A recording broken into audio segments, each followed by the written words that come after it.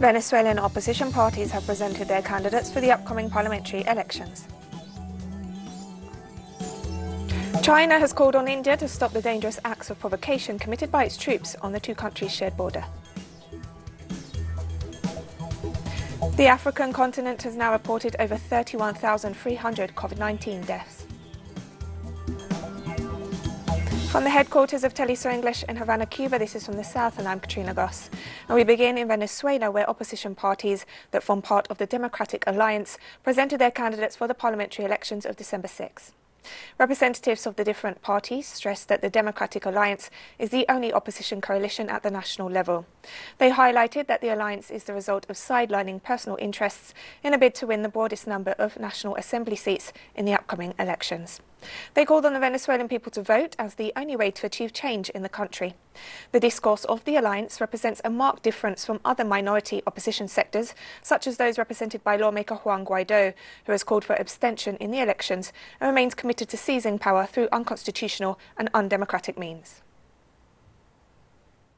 Así que esta alianza, This alliance comes out of the spirit of detachment, of nationalism, and of responsibility with our country to achieve an agreement between these two historical parties, such as AD and COPEI, to make two presidential candidates, like Mr. Falcón and myself. And the party Cambiemos has not been easy. Being united is not easy, but the unit is essential to be able to achieve the objective of pushing forward the strategies necessary to take this country forward. During a speech to mark Brazil's Independence Day, former President Luiz Inácio Lula da Silva denounced the current government's mismanagement of the COVID-19 pandemic. It was possible, yes it was, to prevent so many deaths. We are on hands of a government that does not value human life and does not care about death. An insensitive government, irresponsible, that did not respect the measures of the World Health Organization and turned the COVID-19 in a mass destruction weapon. And Lula also accused current President Jair Bolsonaro of betraying the country's sovereignty by obeying the orders of the United States.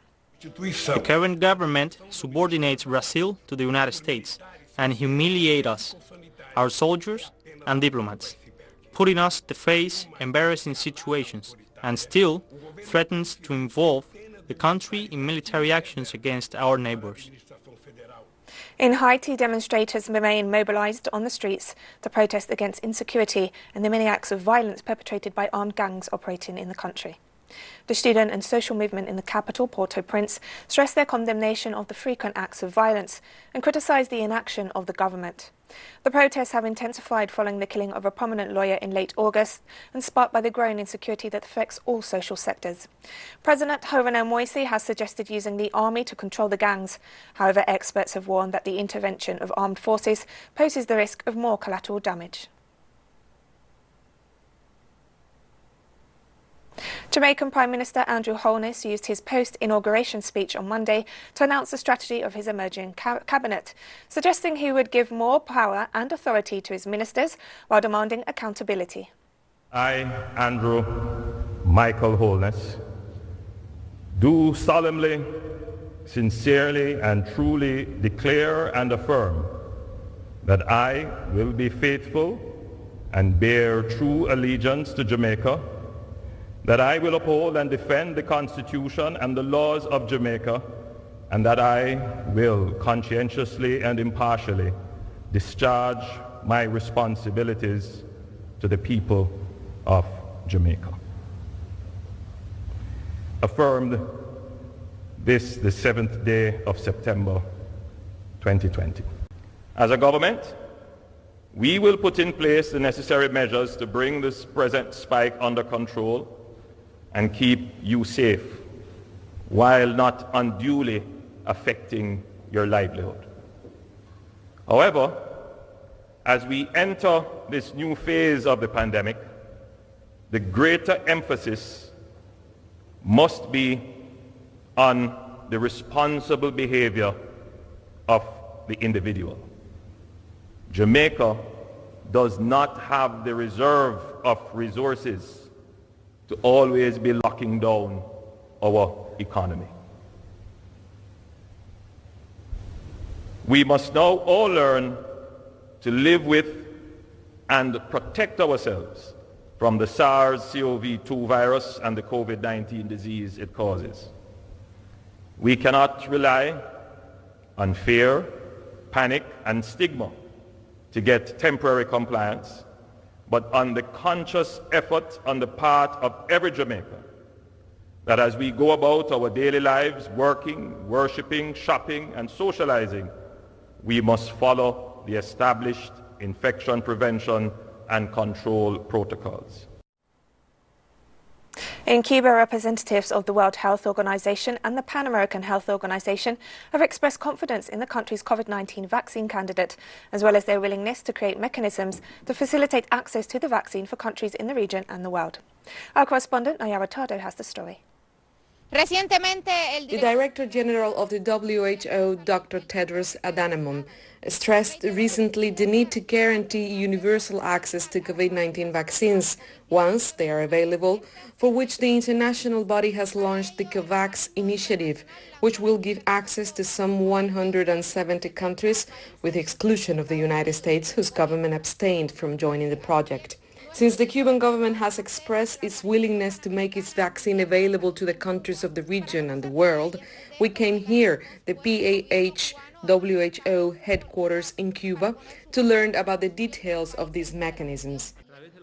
Through the mechanisms that are already being defined for access to this vaccine, through the COVAX mechanism, as it is being called, where the WHO, in coordination with Gavi, the Global Vaccine Fund, and CEPI, which is a coalition that is supporting the production of vaccines, there will be agreements with countries in order to ensure access to these vaccines.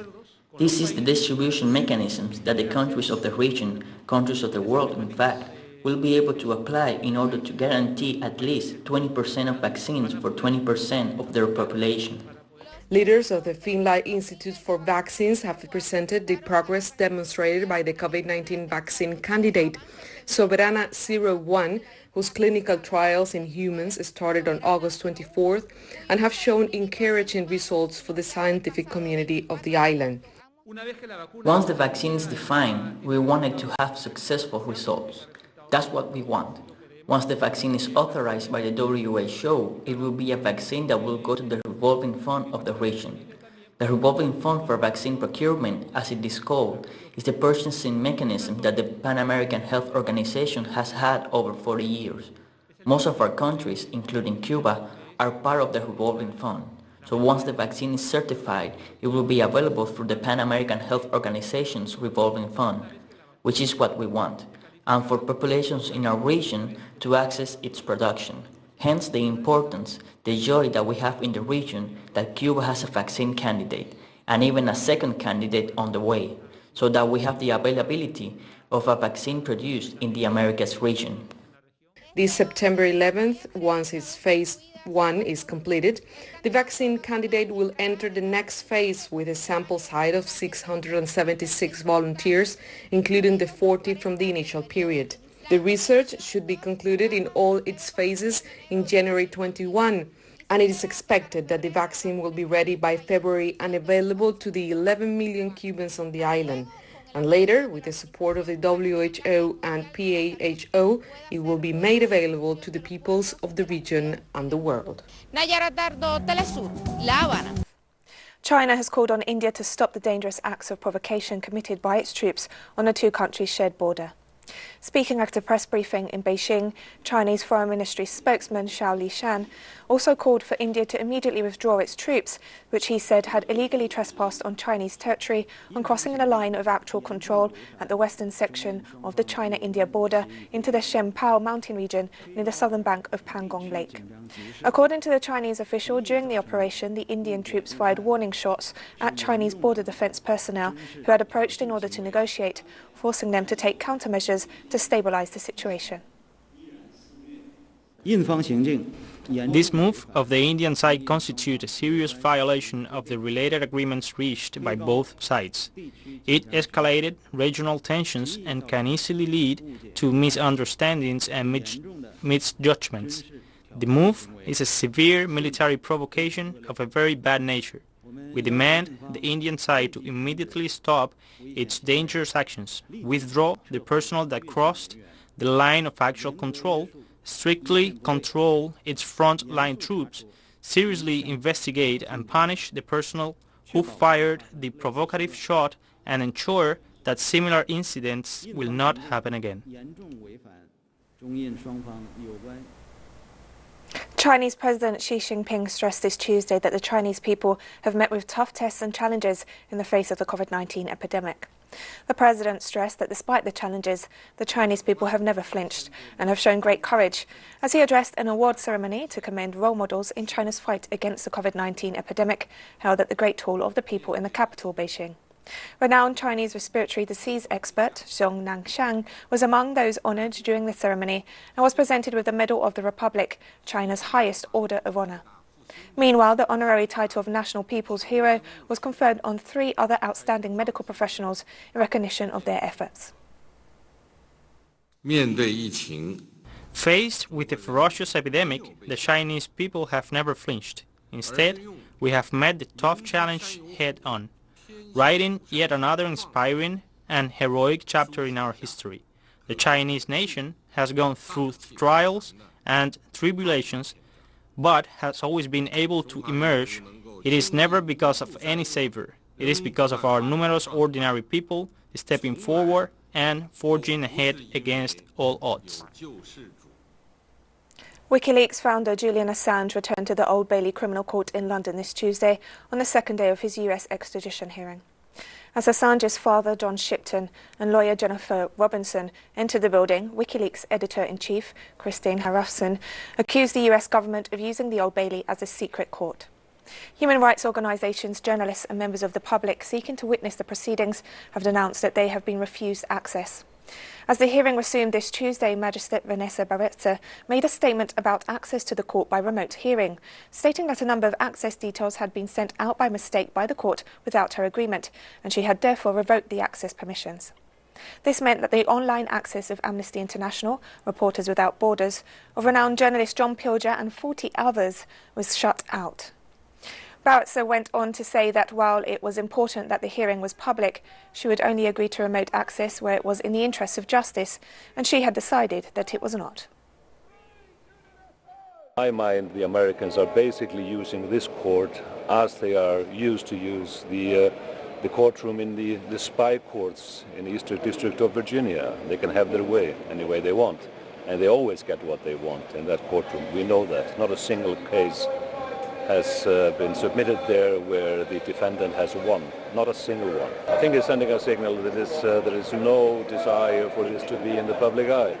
And when you look at all the proceedings here until now and what is being done here in the courtroom, I totally understand why they want to keep this basically hidden behind closed doors, but it should be an outrage. The Secretary General of the Organisation for Economic Cooperation and Development said Tuesday that the global economy will shrink by 6% this year as the coronavirus pandemic triggers the worst recession in nearly a century. Secretary General Angel Gurria explained that the figure was based on just one wave of the virus and warned that a second wave would see global GDP fall by 7.5%. The 37 members of the Organisation for Economic Cooperation and Development include advanced economies such as the United States and Western European and Nordic countries, as well as emerging economies like Mexico, Chile and Turkey.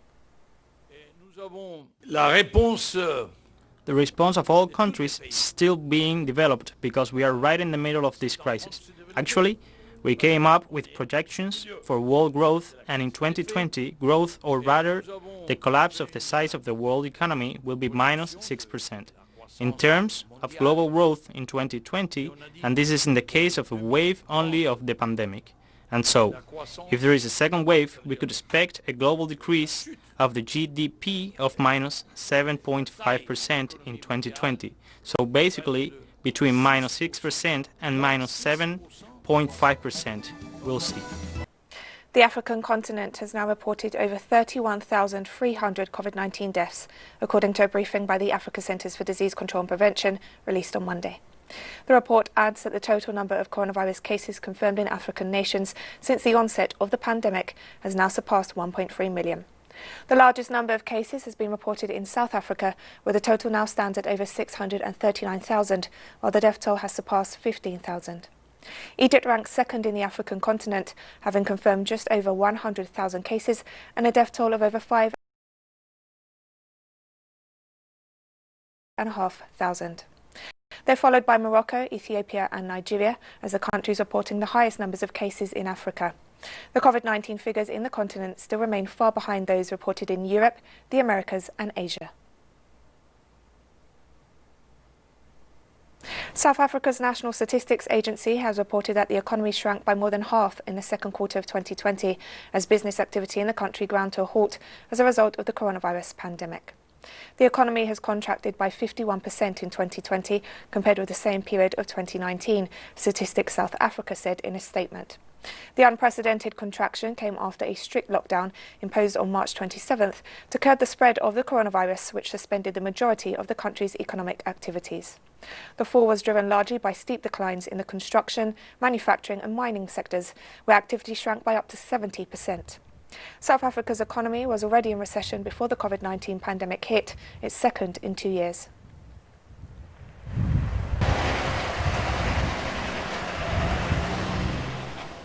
Egyptians headed to the polls this Tuesday on the first of 2 days of voting in a runoff election for the country's newly created Senate. Authorities assured that the entire process would be conducted under strict measures in order to avoid the spread of COVID-19. Some 174 senators representing different constituencies nationwide were officially named last month after securing the necessary votes during the first round of the Senate elections, while 26 seats, whose nominees failed to obtain the necessary absolute majority, are up for grabs in the runoffs this Tuesday and Wednesday. In the first round, the pro-government Mostaqbal Watan party won 118 of the 200 contested seats, representing around 60%. Around 52 candidates are competing in the runoffs, and the results are set to be announced on September 16th.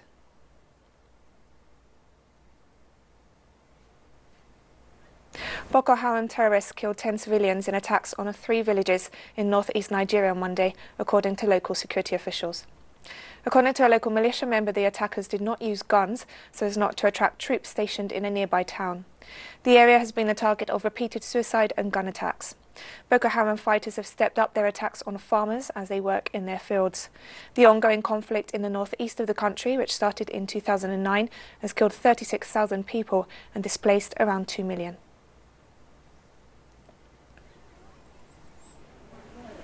The Somali military killed at least 14 al-Shabaab terrorists on Tuesday, including an operational commander, when they attacked a government-controlled town in the south of the country, according to a government official. While the al-Qaeda-affiliated terrorist group claimed it had captured the town of Balkad in the Middle Shabelle region, the official said the government had restored law and order. Balkad is a strategic agricultural town located 30 kilometers northeast of the capital, Mogadishu. According to reports, the terrorists attacked the town in the early morning, but suffered huge casualties. 1 government soldier was killed and 6 others wounded, while 7 civilians were injured.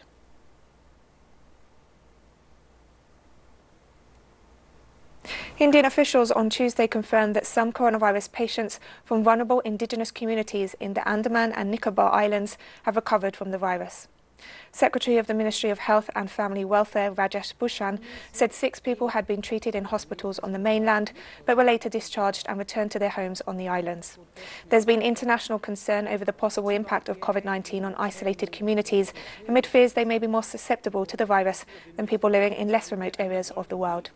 Indian officials also said the country was considering manufacturing a Russian vaccine and conducting phase 3 trials after a request from Moscow. And specific part of that capacity can be. But this is a win-win situation for India and the world indeed, because India can manufacture that vaccine in such large and significant quantities, which is good for Russia, good for India, and also excess capacities and specific part of that capacity can be offered to the rest of the world. And on the regulatory front, the Indian scientists have looked at the data. In any case, now it is in the public domain. And yes, there would be a need for phase 3 trials in normal course of things. And if that is required, we are paving way that such a phase 3 trial or bridging studies as required, as per science, and as per the requirements of regulatory system of India, would be facilitated by the government of India. So we are working in partnership with this vaccine candidate for manufacture as well as for trial and as well as for regulatory facilitation in the spirit of partnership and in the spirit of science for humanity. And we've come to the end of this news brief, but remember you can find these and many other stories on our website at telesurenglish.net. And you can also join us on social media on Facebook, Twitter and Instagram. For TeleSUR English, I'm Katrina Goss, and thank you for watching.